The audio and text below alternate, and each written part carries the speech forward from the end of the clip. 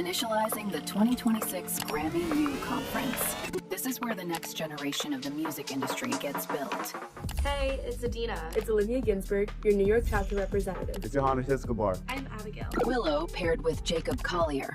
Friday. I'm Noah. I'm currently working on Alicia's panel intro video, reporting from Nashville, Texas, Los Angeles, Memphis, Florida, Pacific Northwest. Unwrapped with Alicia.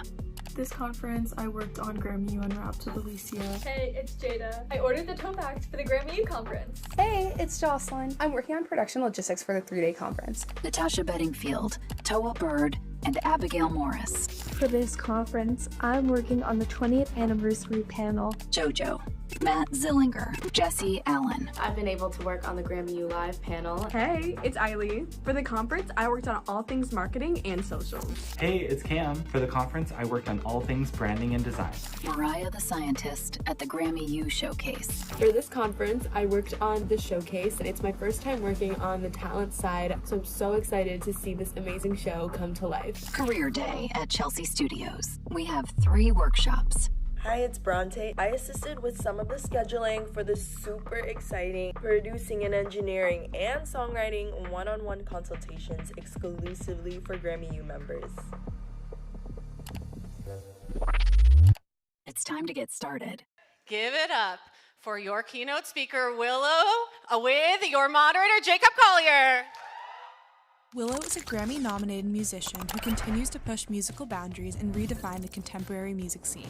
From neo-soul to R&B, alternative and contemporary jazz, Willow's ever-evolving sound is rooted in authenticity, introspection, and bold artistic vision. With a critically acclaimed discography, over 1 billion streams on Wait a Minute, and the release of her latest album, Petal Rock Black, Willow is continuing to approach creativity through practice, curiosity, and intentional growth. Her genre-spanning work and fearless experimentation have established her as one of this generation's most eclectic and innovative voices. Moderating today's keynote conversation is Grammy-winning artist, songwriter, and producer Jacob Collier, whose innovative approach to music has continued to inspire audiences around the world. With 7 Grammy wins and a genre-defying body of work shaped by global collaboration, Jacob is widely regarded as one of the most groundbreaking artists of his time. Together, they will explore how Willow's commitment to her craft has shaped her artistic evolution and approach to creating without limits. Please give a warm welcome to Willow and Jacob Collier.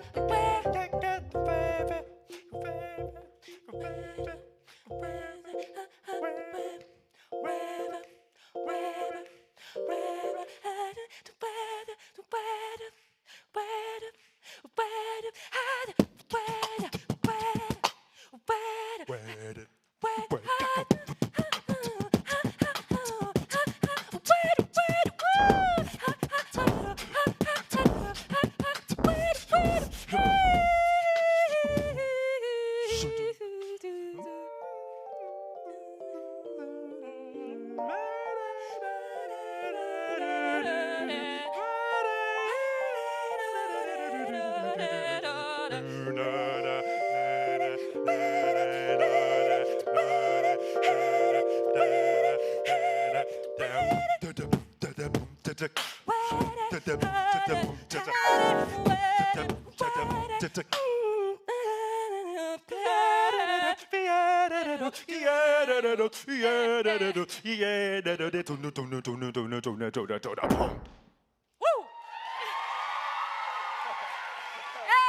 I love this man. I love this man. Wow. Oh, that was fun. Yeah, that was a lot of fun. That was cool. We thought we'd start with just improvising completely. That was off the top of the dome, as they say. Hell yeah. Off the top of the dome. Yeah, pretty cool. We had to do it. We had to do it for the Grammy U. We had to do it. And the thing I love about you is you will always go everywhere. Oh my goodness. It's easy to follow you. This is something we have in common, maybe. We both always go everywhere. Oh my goodness. I mean, I feel like that's the beauty of music. That's the beauty of just being able to connect with somebody. Like, that's why I respect you so much, because I feel like music just like rolls out in front of you. Like, for some people, I feel like we're very like, okay, I'm sticking in this tonal center, or I'm sticking in this kind of vibe, but I feel like you can just see it all, and like, it's mathematical, it's also a heart space. We were just talking about this. Mathematics and monks. Yes, mathematics and monks. Yeah, that's exactly. the dialectic we were speaking about. It's like, on a scale from mathematics to monks, where do we sit? And we both sit maybe somewhere in the middle. 100%. Musically speaking. Yeah.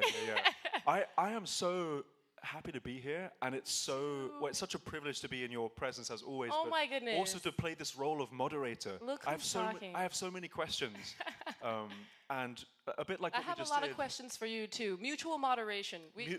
Mutual mathematic monk moderation. Yeah. That's what we're gonna do. How's everyone doing, by the way? Are you doing good? Amazing. This is such a special stage to sit on and talk about all these different things. I think we both feel like people who are forever learning and forever exploring and forever expanding.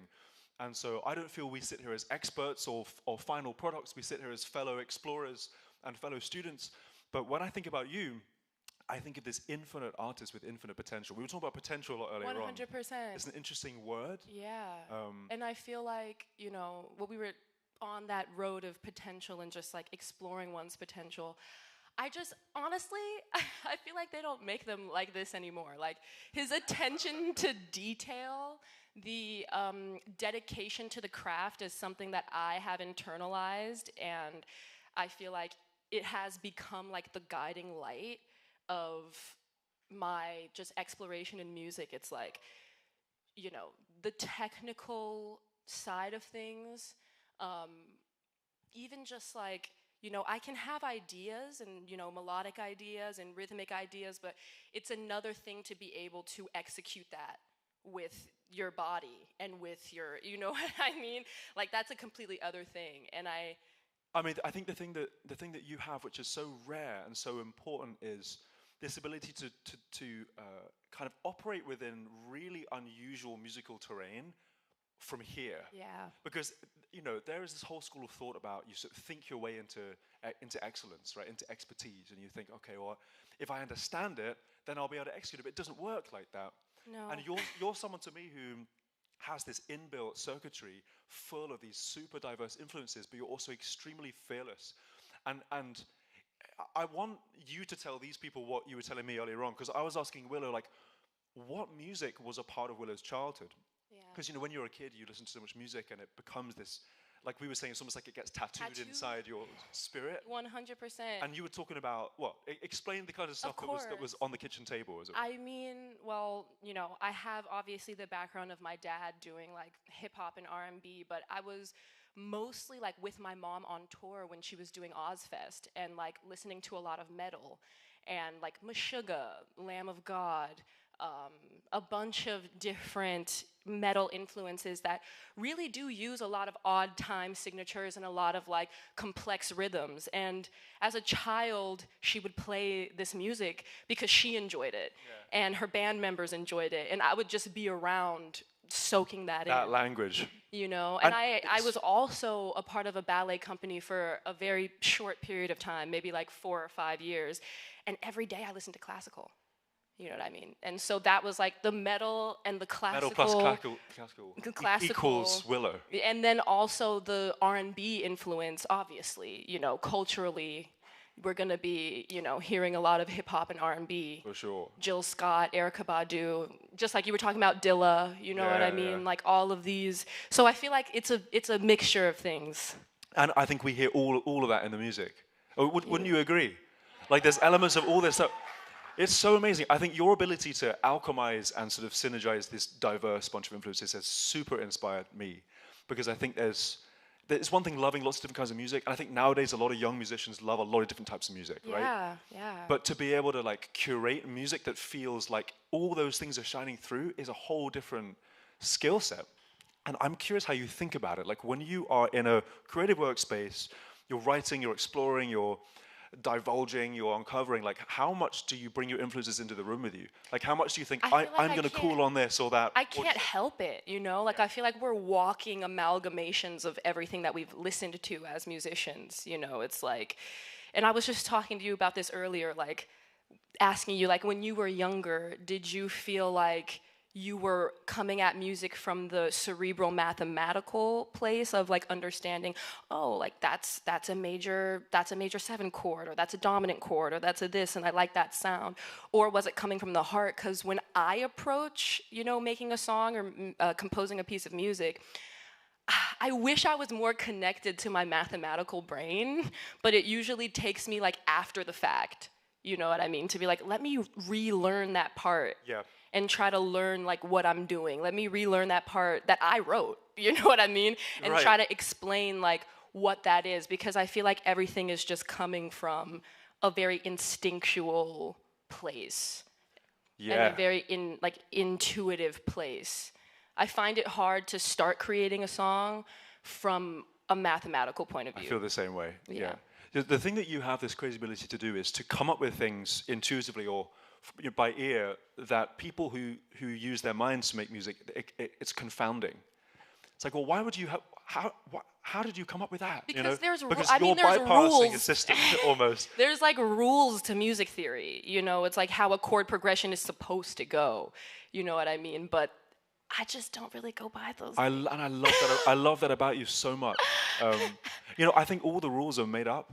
Essentially, you can do whatever you want. I was so turned off by the idea of music theory as a child. It took me until I was about 19 to really like be interested in it, because until that moment I was so everything by ear, everything by heart, everything by that was the map inside my mind. Like my ear is like the shining light. Like as it should be. Like my ear is the shining light. Like if I'm learning, you know, like any jazz lines, or if I'm trying to harmonize to an Ella Fitzgerald scat freaking thing or whatever, it's like my ear is just like the main thing guiding me. You're navigating through it. Like, can we try something? I'm going to play a bunch of chords, and I just want you to sing over all the chords. Okay. And this is a demonstration of Willow's ear. Oh my gosh. Okay, don't. This is Jacob Collier, no, okay, guys? serious. So just remember that, okay? Okay, ready?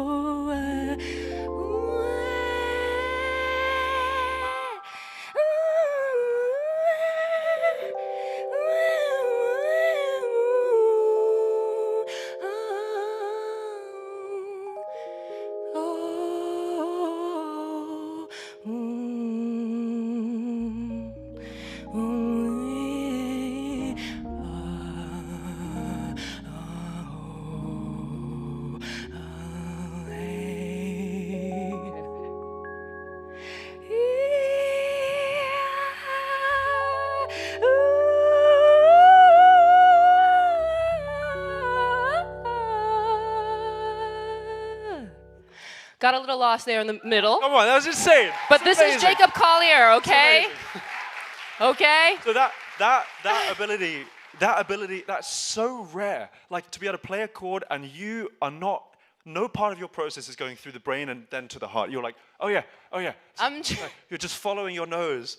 But a part of me so wishes beautiful. I could be like, oh, okay, you know, that's the major 7, that's the major 9, that's the flat 2nd, that's the, you know what I mean? But I think that stuff is only as important as you making good creative decisions, right? Of course. Like that is not a means to any end. And the thing that you have is an ability to perceive like a direction of travel and to know the feeling of each note. And it's kind of spectacular. Thank you. And so I just wanted you to know. Because that is one thing, and then the ability to bring all these different genres together to me is so exciting. The funny thing, we were talking about this earlier on, but I grew up listening to like Bulgarian folk music. Yes. Did you? And the funny thing about Bulgarian folk tunes is a lot of them are essentially, well, they're in like 11 and 9 and 13 and you had a really similar musical diet, except that there was distortion turned on. Yes, there was distortion turned on a lot of the time. In one side of the world, it's like, and the other side of the world, it's like, exactly. But interestingly, like we have like a common ancestor somewhere up there, and which is because about that. It's music and it's rhythm, you know? Like, I was just telling you earlier, like, deep down inside, I feel like a drummer. Yes, you know what I mean? Yeah, like, I don't know if you guys know who Tigran Hamasyan is, but he's just an amazing pianist and, you know... He's a maverick. Yeah, just, his mind is just, like, sprawling on so many different, just... chords and melodies, and specifically his rhythm. Yes. There are moments where like everything goes away in the track, and it's just him and the piano, and you can hear him. And he's just in the back, like playing the drums in his mind. He's like speaking time. 100%. He's speaking time. He can go down.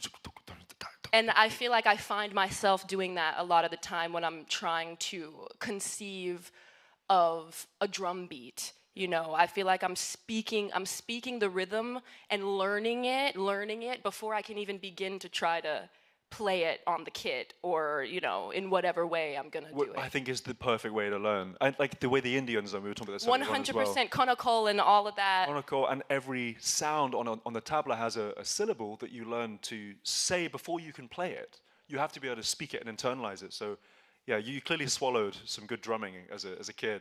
Thank you. Now it's just coming out again.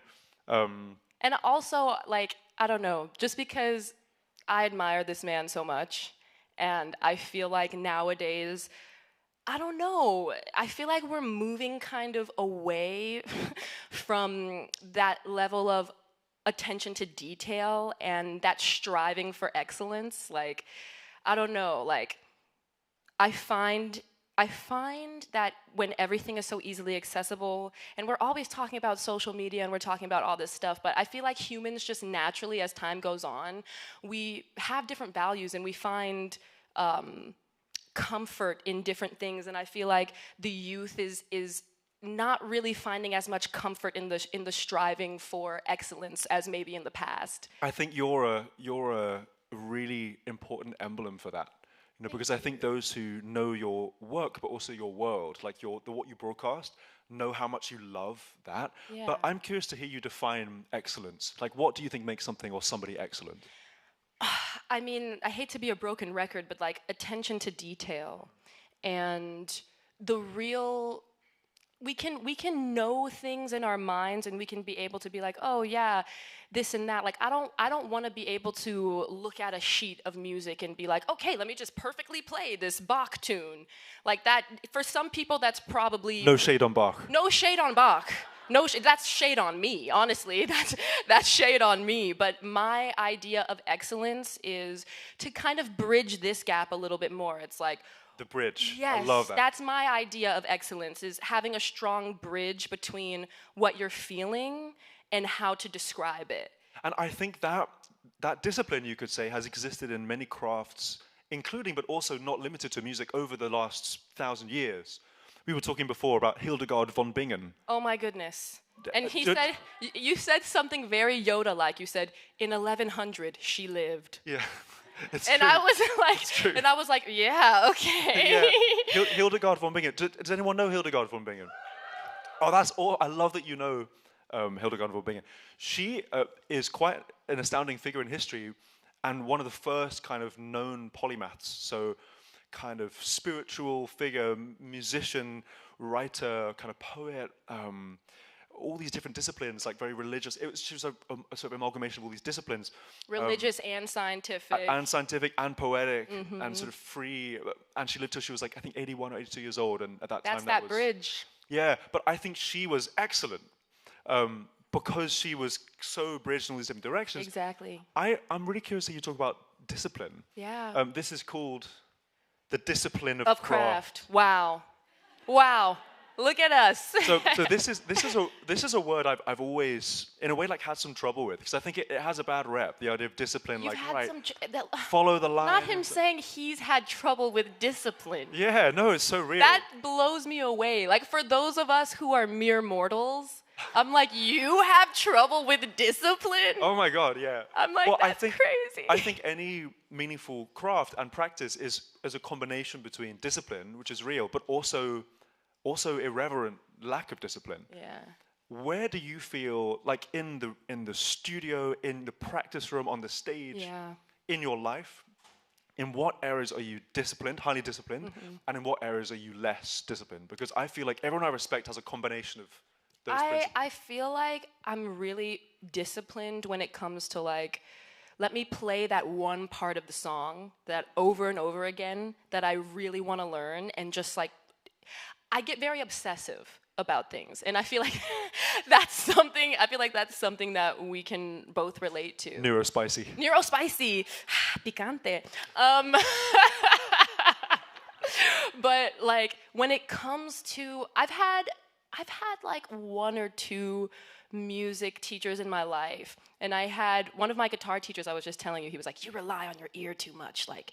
You need to be reading music. You need to be reading tabs. You need to be knowing exactly. And honestly, yeah, like I feel that. Like to completely memorize the keyboard, to completely memorize the fretboard and know where everything is something that I'm a little less disciplined in. Learning it from that perspective, but I'm very disciplined when it comes to letting something be tattooed. I'm very disciplined when it comes to repetition. I think there's a difference between memorizing and internalizing. Exactly. Maybe that's what you're describing. I think I'm a better internalizer than I am a memorizer, probably why I didn't do very well in standardized schooling. Yeah. But that's another time, another talk. Yeah. But yeah, I feel like that's where my discipline lies, is I listen to so many different kinds of music, and I'm always opening my mind in different ways to let myself internalize it. 100%. There will be people, some of you and people watching on the stream, hello by the way if you're not in the room, who want to understand and want to know the feeling of that obsessive love for craft. Yeah. Like when you're so in, you're going to live and die by this thing you're making.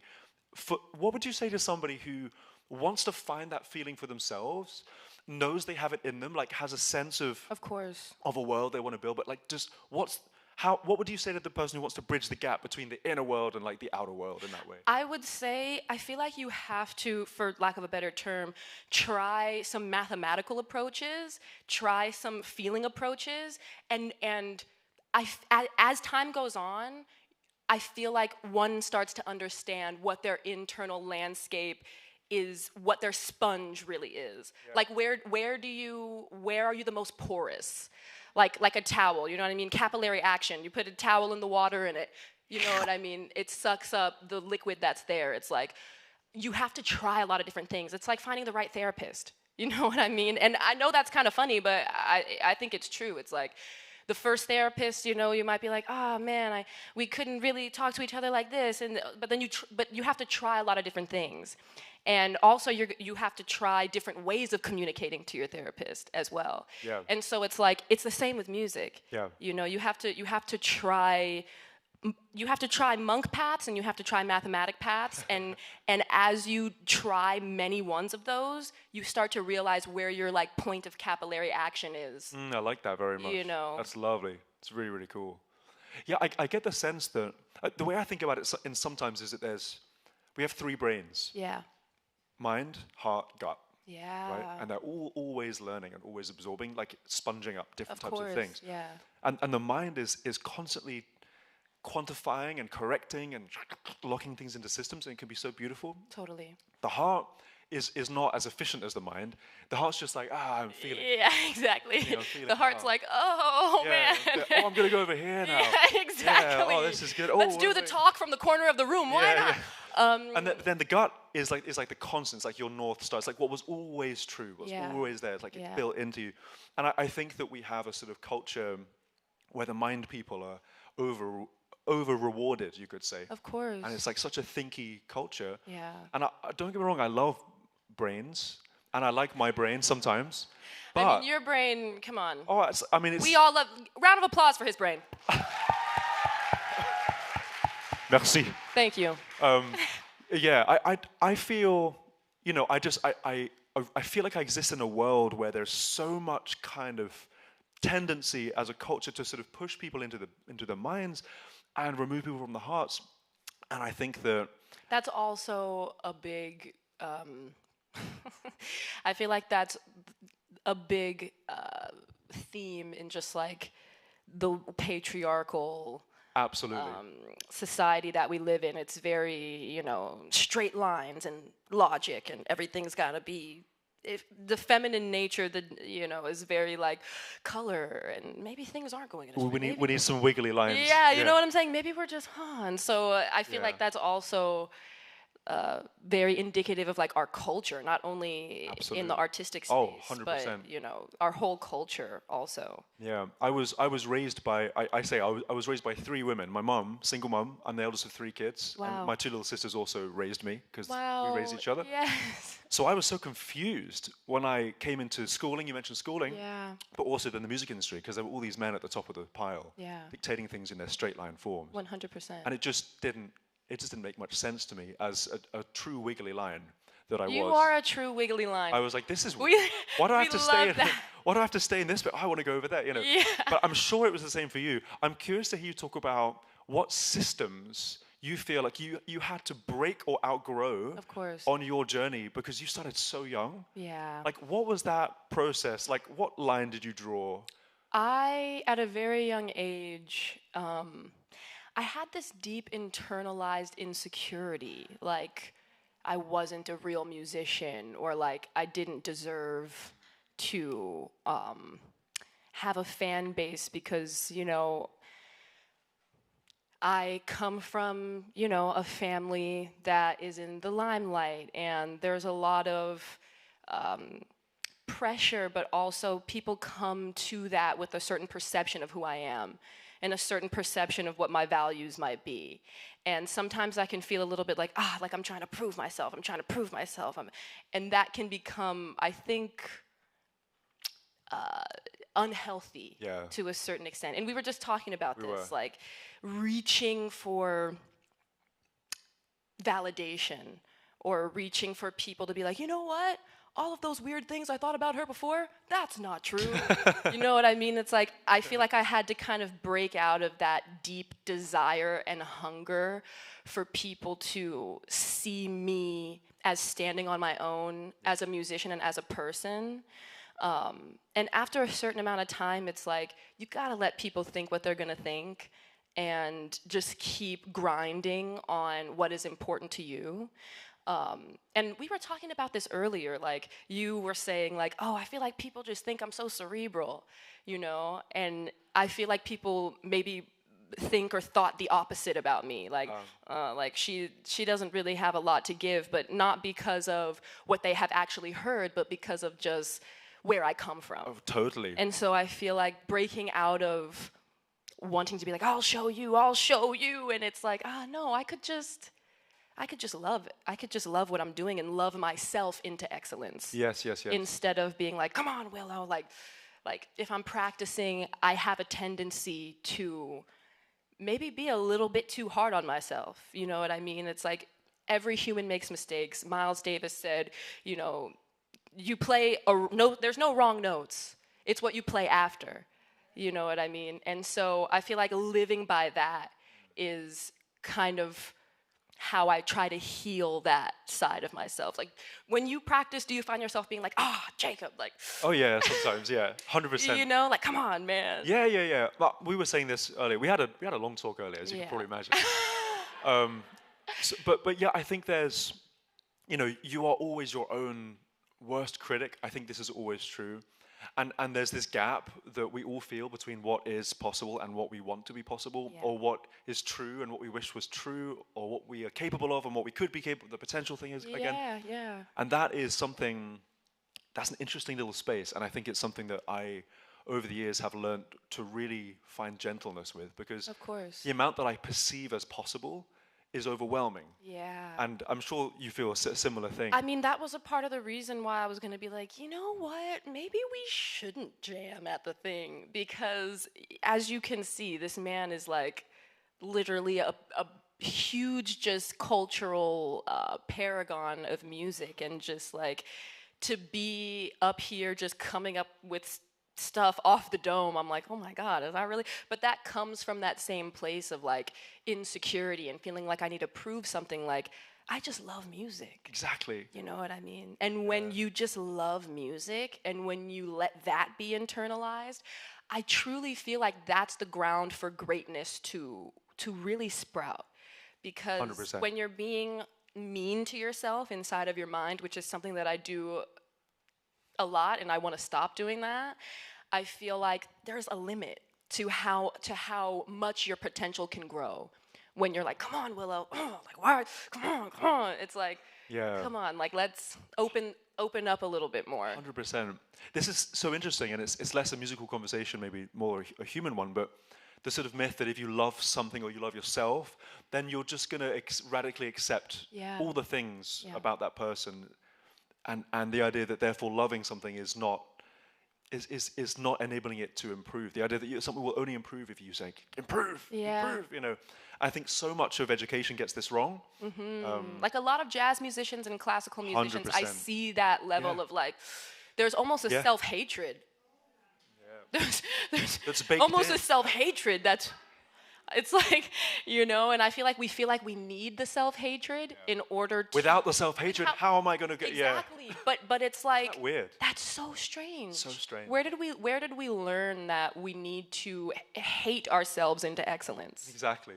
You know, I feel like that's not the right path, but I'm still trying to figure that out. I haven't learned another tool yet. Yeah, somebody said something to me once. It's about how, you know, the greatest way of the greatest way of showing love is by paying attention. Right? That's to truly love something is to truly pay attention to it. And we were saying again earlier that there's this thing that happens if you pay attention in an honest way. You really see what's happening with love. Yes. There is so much capacity for those things to grow and expand. And there's a balance there. And there's a balance. Between not being like, oh, I'm just gonna, because you radically accept everything, but that doesn't mean that you're not going to be present with maybe the things that could improve. Absolutely. You know. Absolutely. And that takes a mind that's not hell bent on beating at itself, if that makes any sense. Yeah. Back to the capillary action thing. Do you guys know May Simones? May Simones? Okay, some people know May Simones here. If you don't know May Simones, please look her up. She's an amazing, you know May Simones, an amazing guitarist and just composer of music. And I was gonna be making some music with her like a couple months ago. And I was like, okay, again, I was like, here we go, Willow, like, you gotta tap in, like, you gotta be ready for this session, like, when she comes in there, like, you gotta be ready. And so I listened almost exclusively to her music for, like, a month and a half straight. Like, I just, like, ran it back. And when I did that, it was that, like, imprinting. You know what I mean? Tattoo. It was that tattoo. And so I had her, like, musical fingerprint. Yeah. And then when we got in there, it was like, okay, what would May play? You know what I mean? But is that what she wanted you to bring to the session? I mean, I felt like I was better at communicating with her musical fingerprint. That makes that. And that she makes was sense. like, "Whoa!" She was like, "Oh my gosh, like that's amazing." And I was like, "I've just been listening to you." That's like wild. this is just me looking through the looking glass of May Simonis. Have you had an experience where you have done that and it's gone the other way, where like you're too much of a chameleon in a situation? Because I have. Yeah. I think both of us are so spongy as musicians that like I know if I listen to someone's music for a while, I can almost speak in their language. Oh yeah. But then I meet them and play with them, and they're like vibed out by the fact that like I'm too much of a mirror. Totally. You know? Have you had that experience? I have had that experience. I think like vocally, where I'm singing with someone else, and because I'm being too much of a chameleon, it's like my voice is like I'm just like almost like a background singer now, instead of it being like both of us standing in our own. Like I've had that a few times, but thank goodness that in this specific experience, May was like, oh my goodness, this is actually, I really like this. That's cool.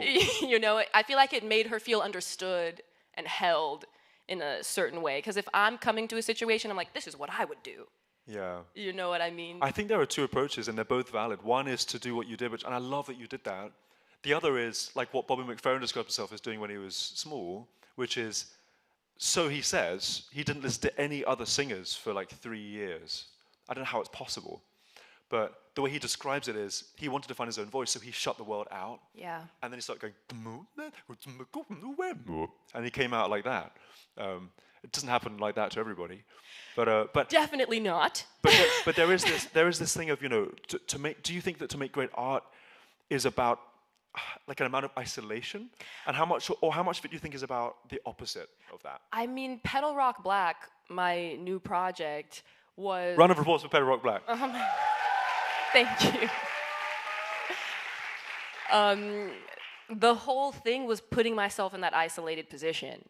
Like for 2.5 years, I was just like, okay, I'm just gonna be in the studio by myself with these instruments and just see Cocoon. what comes. I'm gonna put myself in the cocoon. And I feel like that really allowed me to do things that I've never done before and to explore parts of myself that I've never explored, you know. Like, I want to ask you, how did you feel getting kind of the, like, toe in the water of people being like, oh, like, Jacob is so cerebral, Jacob is da-da-da-da-da. Like, how did that make you feel? And, like, how do you feel like that was like a reflection of your truth, or maybe not a reflection of your truth, you know? Well, I think it's a good question. I think an artist is always a mirror of sorts. Yeah. Like, I listen to your music and I really just meet myself. Mm-hmm. If you've done it right, which you do, I'm like, oh, there's Jacob. Like, I'm meeting a Jacob I didn't know was true, but it's true. And that's how I feel watching you perform, listening to your music. Good. Last time I saw him perform, literally just tears, just like tears of just like joy. I was just, in my heart, I was just like, ancient goddess, the universe, like, just hold this man, like, protect this man, because like we need this, you know what I mean? But continue, please continue. That's very lovely. But I think, you know, I've come to recognize that if I have an opinion about somebody else's work, I'm probably having an opinion about myself. Wow. And that's cool. Let's have a round of applause about that. Well, thank you. You're just applauding yourself, so I don't have to tell you. No, I think that when I was coming up and developing my sound and my ideas, I was living in that isolated space in a way, because I made this record called In My Room, and it was made like you just made your record, or last one, by myself. And I think at first, you know, people are going to take all sorts of different kinds of things away. Some people are going to be like, oh, this really made me think. Some people are like, this really made me feel. Some people are going to be like, oh, I hated that, or like, oh, I love that, or whatever. And I think at first, you know, when I was 20, 21, I was like, I want everyone to think this about me because it's what I think about me. And then I realized how selfish that was of me, because I'm not being in service of someone if I'm dictating how they must feel. And so wanting them to perceive you in a certain way. I relate to that. And so I'm sure you do. So for me, it's about this process of allowing people to have the experience that they have, Yeah. and recognizing that there is not one truth about me or about you, or that you're ever going to see about me and you.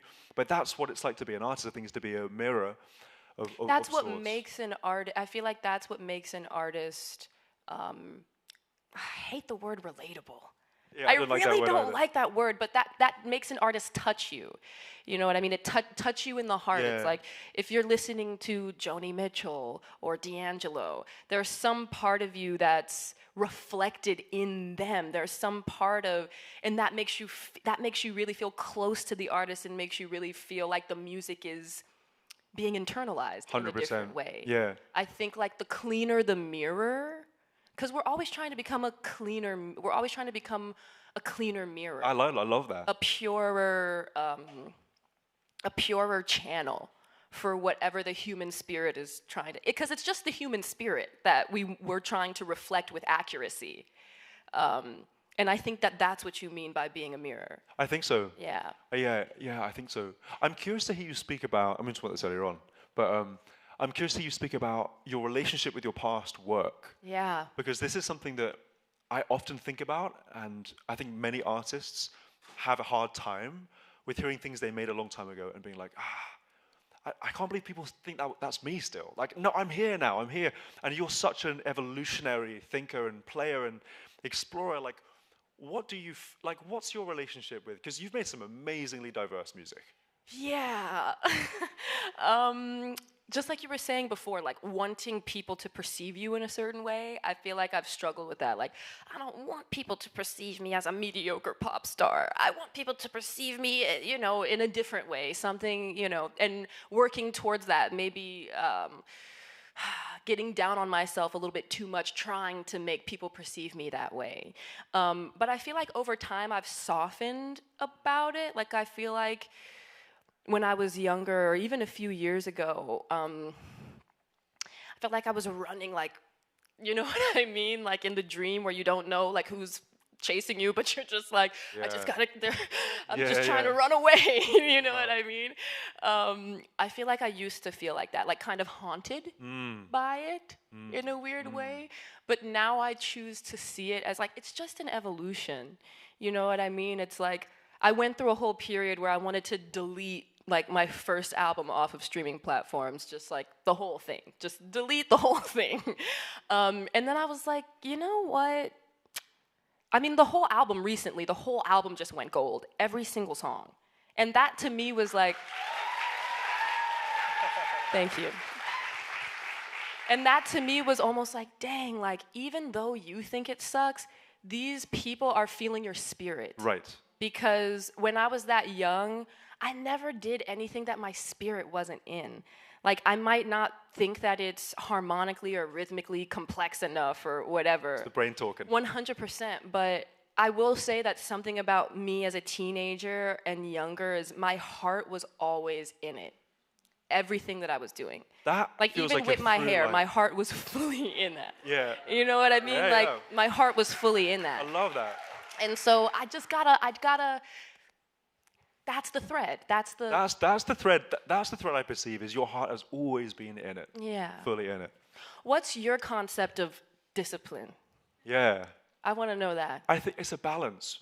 Like I, like you, will go so deep into a thing that I love, so much so that people have to prize me away from the thing I'm making or building or listening to, and because I'm just like, oh, tunnel vision, tunnel vision, tunnel vision. I was a good learner, but I wasn't good at being educated as a kid, really. If someone told me to learn something, I'd be like, you know. Same. but if I wanted to learn it, I'd be like, whoa, unstoppable. 100%. So a lot of my approach to discipline as a kid was to trick myself into being interested in something that someone else wanted me to be interested in, which is a funny thing. It's this funny process of dancing with your own mind. 100%. You had to, what's it called? Reverse psychology yourself. Reverse psychology yourself. Yeah. And I think the reality is a lot of the things that I thought of as play were actually disciplined practice, but I didn't think of it as that. I thought of it as, I'm so interested in what happens if you take two chords and play them at the same time? Like you take E flat and F, you know, like, and then you find all the different ways you can play two chords. Like you got like,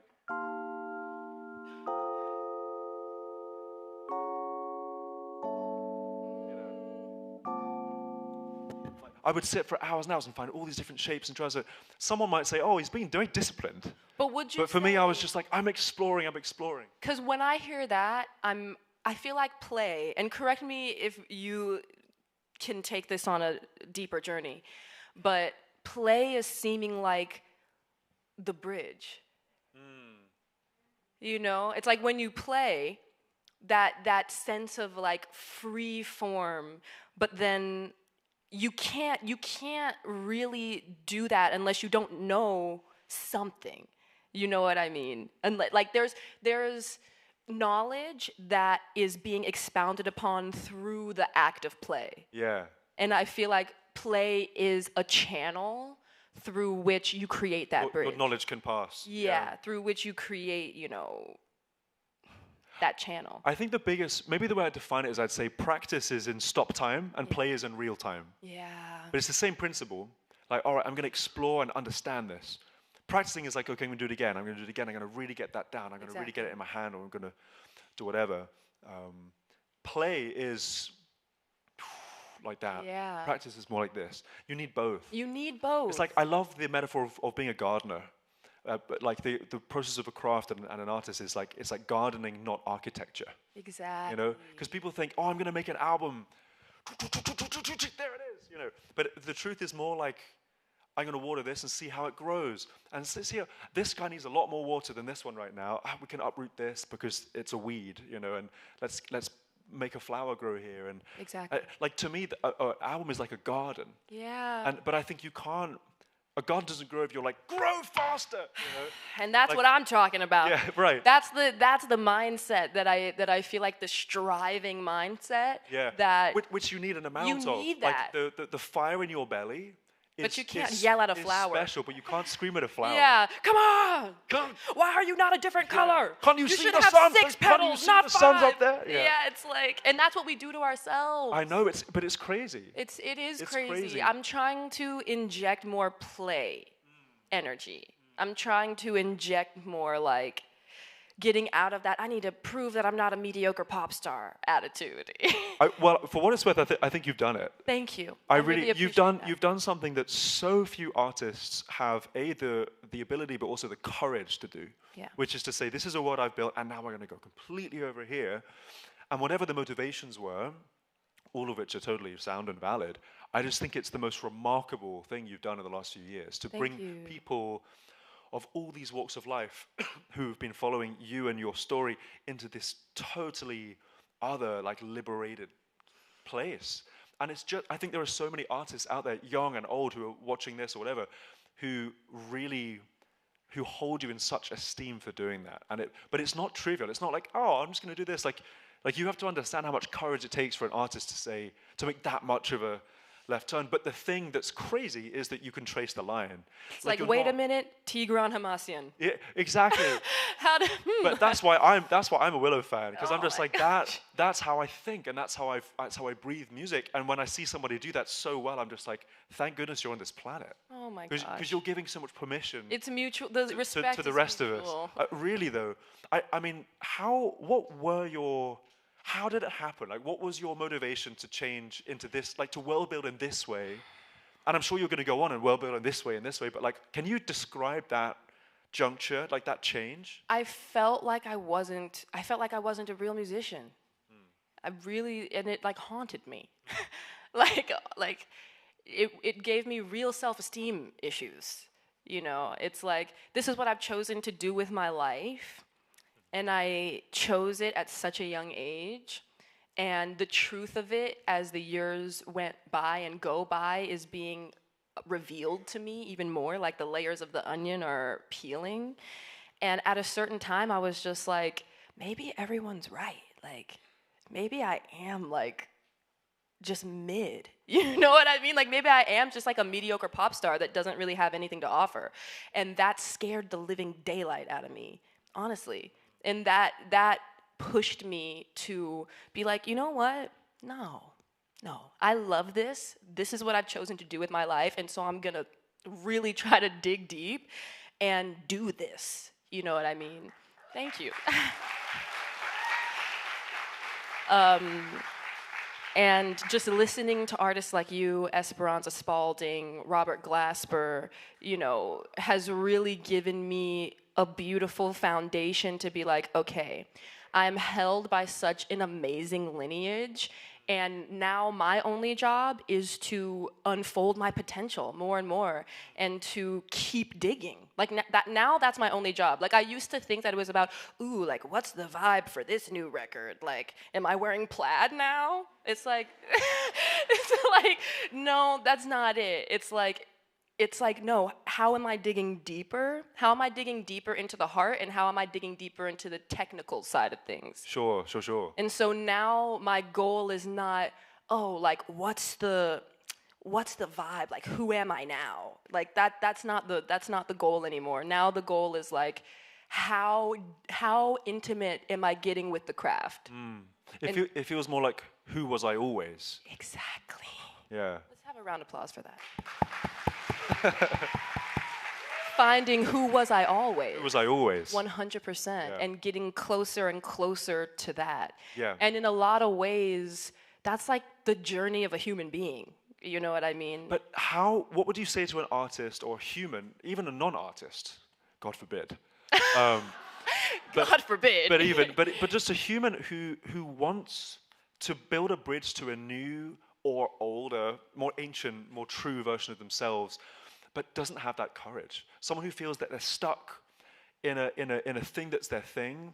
Would you have any words to sort of like unlock or get that person out of their own way? Because I think a lot of people know that feeling. If there's any music that you don't want to listen to, or something that you've never listened to, or because sometimes what happens to me is I'm like, maybe I'm not going to try to play that, or maybe I won't jam with Jacob because I'm insecure. If there's anything that you can identify that you're afraid to go.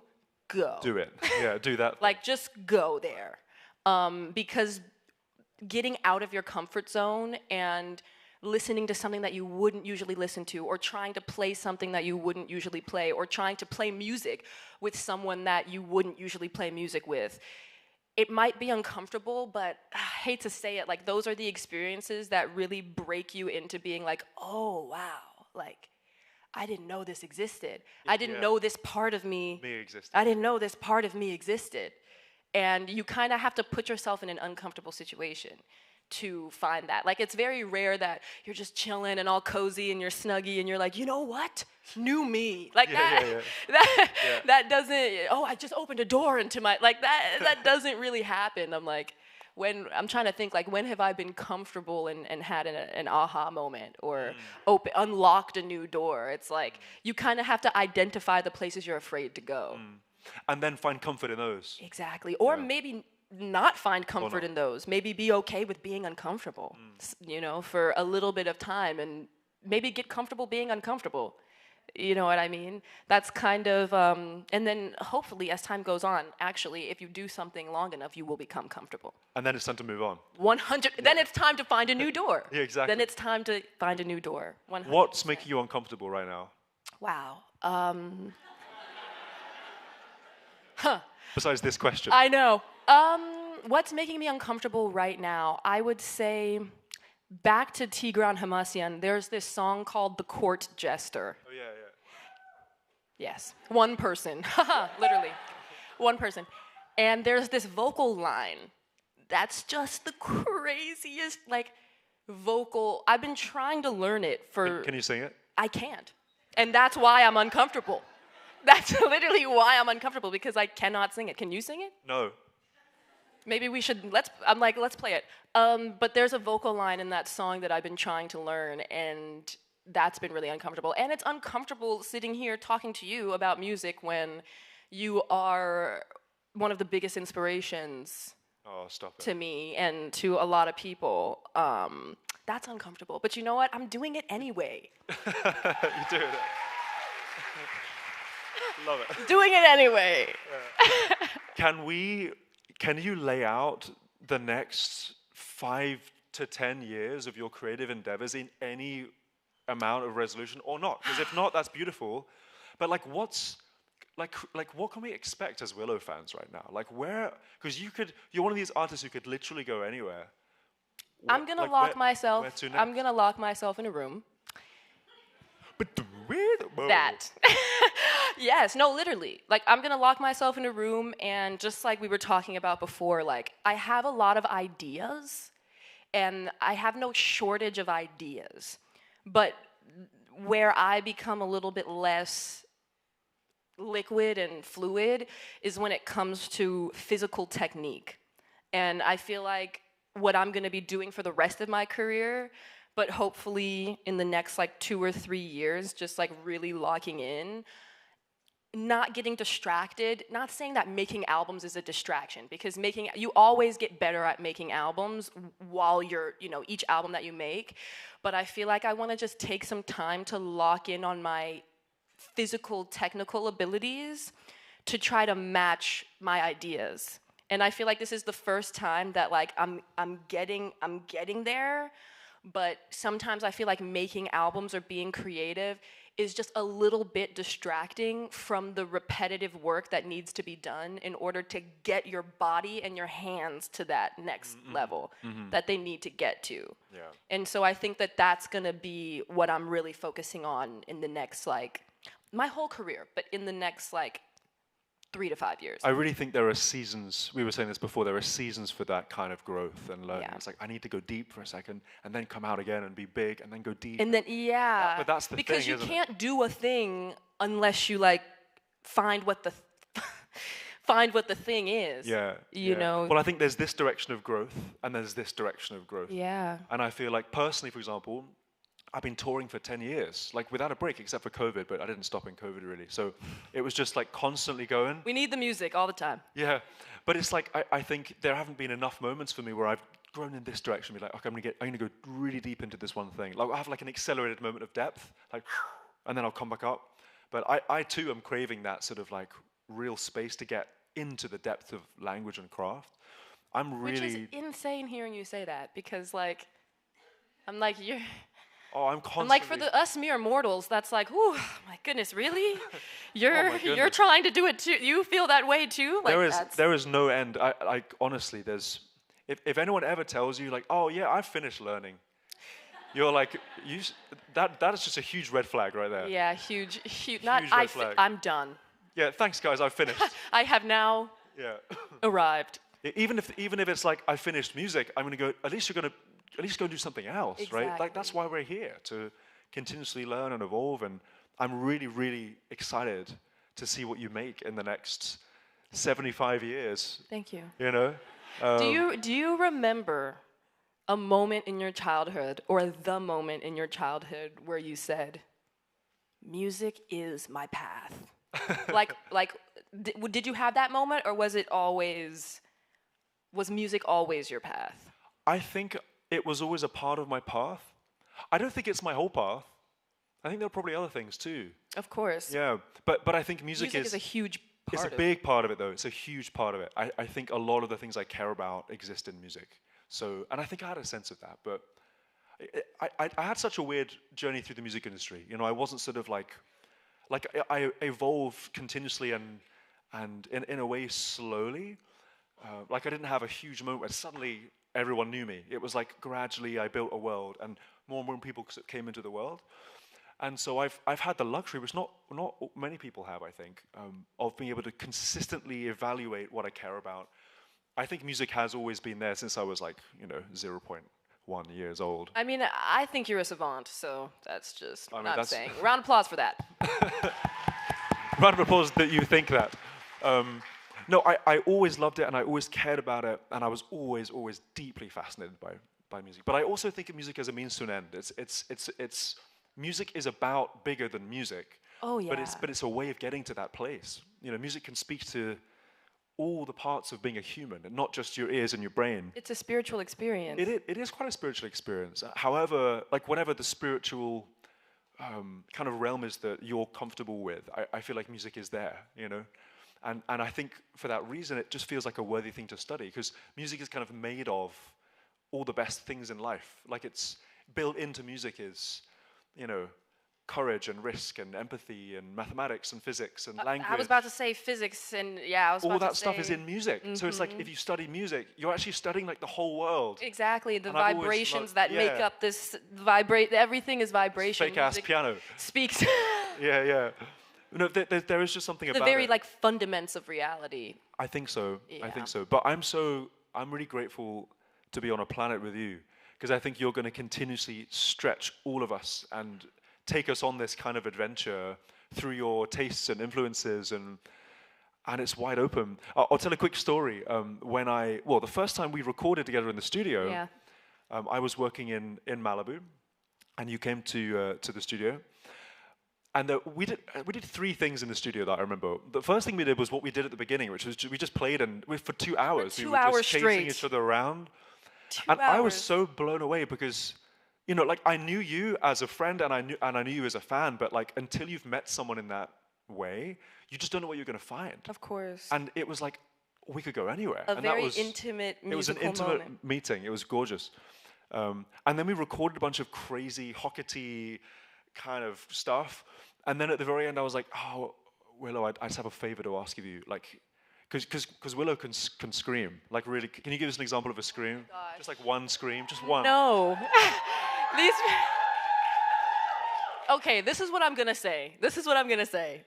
My scream right now is not in the best situation.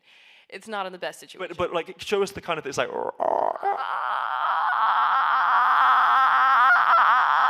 Like you can try.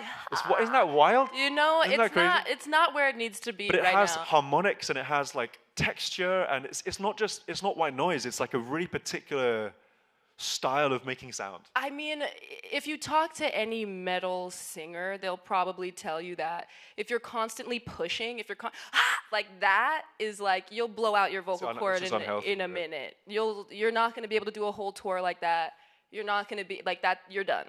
But when you open up a certain part of your mixed voice to where you're not pushing, but you're allowing the air to split, like almost like when Layla Hathaway sings two notes. Sure. It's that, it's like that part of your voice that you're opening up and allowing more air to flow through so that you're not pushing and completely blowing out your vocal cord.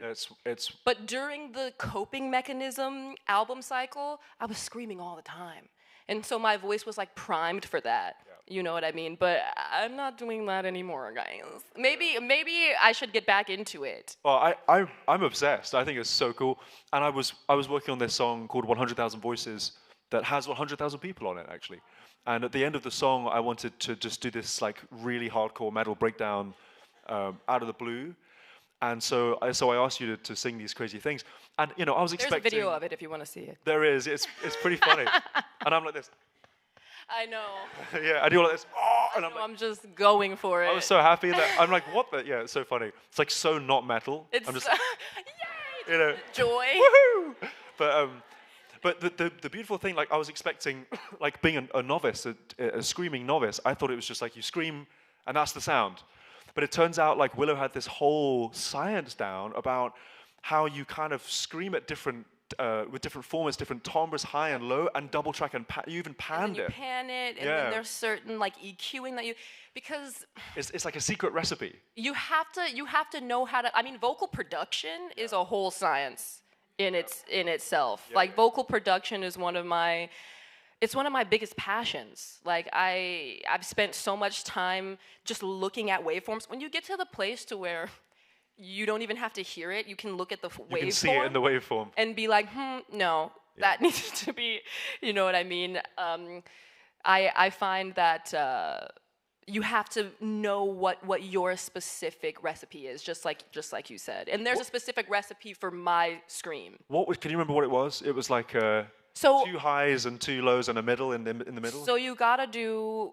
Not gotta, LOL. For me, I gotta do like two where you're like really going for it. Right. Two where you're just screaming. Like higher formant. Two where you're just like pushing and letting it happen, and then you do 2 on either side where you hit that mixed voice, area. Like slightly lighter? 100%.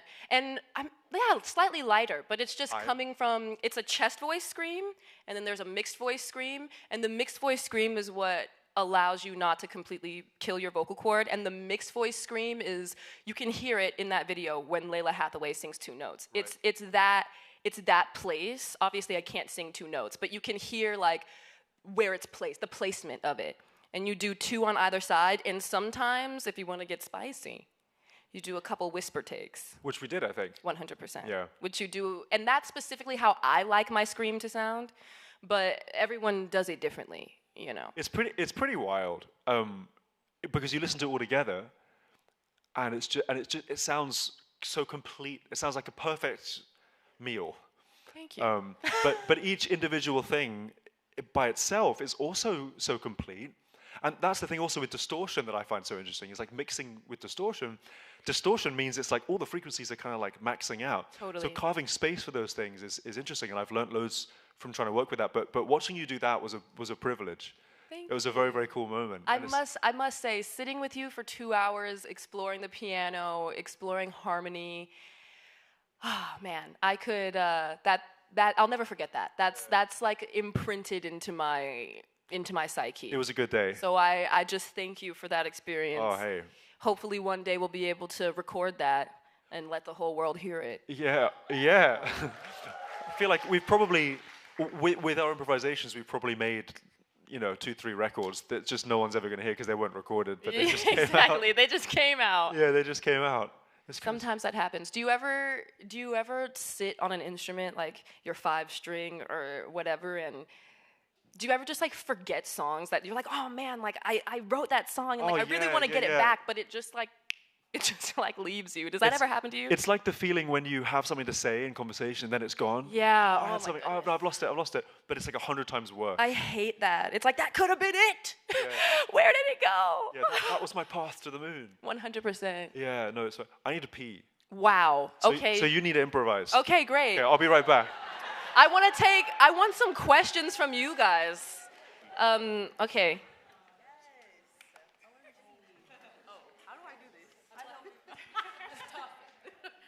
Okay, hi, my name's Maya Clayton. I'm from Los Angeles. I'm a singer, songwriter, producer, engineer, and I wrote down my question because I knew I would forget it. So I said, out of all of the incredible experiences and ideas that you guys have just detailed for us, what was the most crucial part of your journey that contributed to your finding and acceptance of what makes you unique, both as an artist and as a person? An acceptance of what makes you unique. Wow. I feel like that's like such a deeply human evolution, and I'm still doing it. I feel like before I came here today, I was really insecure, and I wasn't sure whether I should be singing with this amazing man. You know what I mean? I wasn't sure whether I was like, oh man, like am I worthy? You know what I mean? And that comes into a question of worth. And I feel like now I'm seeing the correlation of my worth with the depth of my love and the depth of my presence with the craft. Because if you are present with the craft, it's gonna speak to you in ways that it wouldn't speak to you if you were constantly being like, I'm not good enough, I need to do this and I need to do that. If I just did this better, if I just did, you know what I mean? You're gonna miss the real lesson of what the music is trying to teach you, and what your spirit is trying to teach you. And so, I'm still working on that, honestly. It's definitely not something that I have like down. But I would say the correlation between loving presence and worth, that's like a big correlation. Yes. Oh, I'm sorry. I had to move. Hello, my name is Jazzy. Thanks. I'm an audio engineer and a singer, and I found your question or your talking about vocal production really interesting. And I would love to know what are some of the staples of your vocal chain. Okay, my vocal chain. So right now, honestly, with Pedal Rock Black, the last album that I recorded, there were a lot of in-the-room vocals. So like nowadays, I feel like there's a lot of close-up, very compressed. That's like kind of the pop sound. It's like maybe a little bit of tune gives you that like dead, not dead, but like very squashed. And it makes it feel super intimate. But what I was trying to create was a more like ceremonial feeling to where you're hearing the room. You know what I mean? You're hearing everything. And so I feel like my vocal chain for this album was like, let me try to put the mic here and go over there and sing, or like put it over here. You know what I mean? It's like it was more of a spatial thing that was occurring, to where I was trying to make myself sound like a choir. Like that song Holy Mystery, if you get a chance, check it out. Holy Mystery, you can kind of hear, and I'm even doing like different timbres of my voice. Like I'm even singing more like this, or I'm singing more like this, or I'm like trying to actually physically change the way I'm singing and physically change where the microphone is in the room. Wish I could tell you exactly what it wish I could tell you. I mean, I wasn't really using a vocal chain, honestly. I was just moving the shit around. Can I say that? Can I say shit? Sorry. Hey, well, one thing I would just say on having mixed Willow's voice is Willow like self EQs, like manually. That's kind of what you're saying. I mean, like you can EQ your voice. Like if I ask for more high end or more low end or more lower format or higher format, like you can do all that stuff manually, which is pretty special for a singer to be able to do, because there are some singers who have one sound, and that's the sound, and you EQ the sound and you change, you edit. But Willow is like all the different sounds, and she changes, and you have to just move your goalposts. I definitely change. Yeah, that specifically for Pedal Rock Black, everything was very just in the room and spatial, and I'm trying to make myself sound like 12, 15 different people, you know. You're like putting different hats on. It's like that's what it was with the Scream, but the same thing goes with other things. It's like you do one that's like and one that's like yeah, like, different placements in the vocal, in your actual placement of your physical vocal. And then when you layer those things up, it sounds like a huge. It sounds massive because it's not just the same thing every time. Because that after a while it gets kind of overtony and things, and something I think a lot about because I do so much of double tracking my voice or 50 tuple tracking my voice. And if you do the same format in every sound, it sounds like 2D. 100%. But you have this thing where you can like change the color of your voice. So I'm not a very computery person. That's what I will say. I'm not a very computery person. Like even when it comes to playing the guitar, like pedal boards and stuff, I'm just like, give me a clean sound. And you'll bring the color to the guitar. Yeah, I love like, that. Give me a clean sound, and I'll figure out how I can. You know what I mean? I don't like messing too much. I feel like you're really good with gear. I'm not a gearhead. I think that's so beautiful. Can we get one more question from the crowd? Is there a microphone down there? Because they gave me another one. Oh, okay. I'm sorry. She gave. Hello. I'm sorry. Hi. Hi. My name is Ritz. I'm an artist. So I was wondering, because you guys were talking about being a chameleon and blending in, what are some tips you have for yourself to balance being a chameleon but also holding authority within a room? Ooh, that's real. Wow. I feel like it's all about collaboration, and it's all about what's best for the composition. Like, if the song is calling for me to be more of a chameleon, if that's what's better for the song, I feel like sometimes, we were just talking about this, music can get very egotistic sometimes, you know? Like either, you know, you're putting someone else on a pedestal, or they're putting you on a pedestal, or they're trying to be like, oh no, know your place, which is, you know, I don't really subscribe to that. That doesn't help collaboration. That doesn't help what's best for the song. And I think the best kind of collaboration, knowing when to be a chameleon, knowing when to stand out, is really listening for what's best in the composition. You know, we're both trying to create something that is meaningful and that makes us feel something. And sometimes we have to de-center ourselves in order to do what's best for the song, and sometimes we have to center ourselves in order to do what's best for the song. And I think knowing that is, knowing when that is the case, it's like being very present, just like you were saying. Yeah, I would add to that and just say, as a collaborator, I think different people need a different amount of chameleoning. You know, some people really like to be told what to do clearly, and other people just don't want to be told what to do at all. One thing I say is there's always, in my experience, there's always truth in the first idea. Like your first instinct always contains some truth. And so learning to trust whatever that is, kind of, if you can get to your instinct before your mind starts trying to conform or behave or change yourself to fit in the scenario, that tends to be a good way I go about things. So if I'm in a session, if I go too long before I say an idea, then I'll start chameleoning automatically. But if I can just act on my first instinct, which I think you're really good at doing, by the way, just being like, I'm hearing this, there's usually some truth in that that's worth pursuing.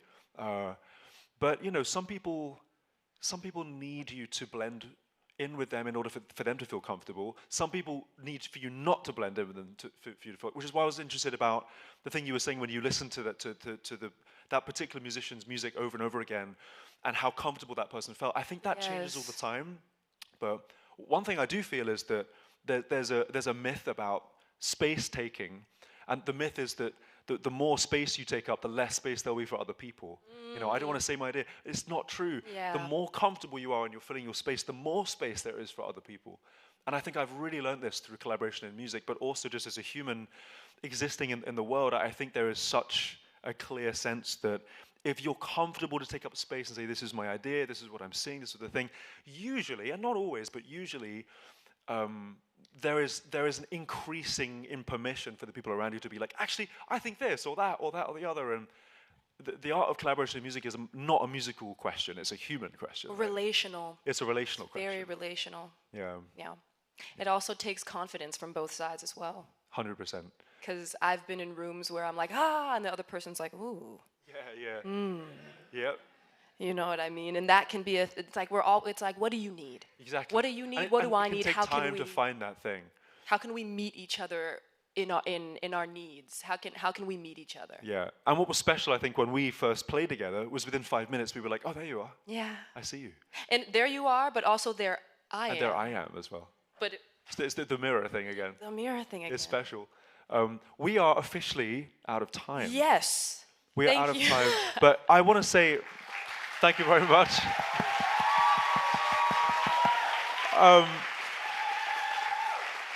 This has been so fun. I was so looking forward to this. Me too. And it's really been a joy. Thank you for your wisdom and for your presence and your energy and your leadership. Oh my goodness. Can you just give a huge round of applause to Willow one time? Thank you. We are so lucky to have you. We are so excited to see what you go and craft and make. And thank you all for coming and being a part of this lovely extravaganza. Yay! All right. Woo!